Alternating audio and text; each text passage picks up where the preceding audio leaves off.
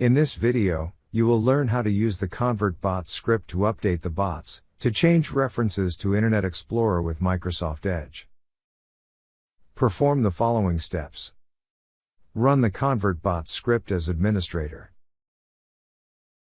Once the script is completed, it provides information about the number of bots in the folder scanned, number of bots considered for conversion, number of bots successfully converted, and the number of bots failed to convert, if any.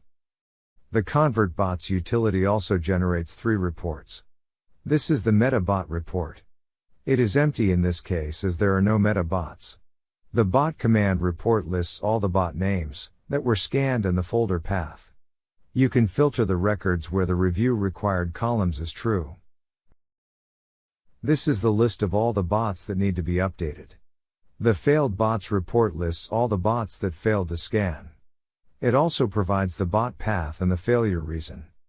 Note that if a bot does not use Internet Explorer related commands, it will not be converted. Finally, run the updated bots to validate that they run successfully in Microsoft Edge with Internet Explorer mode.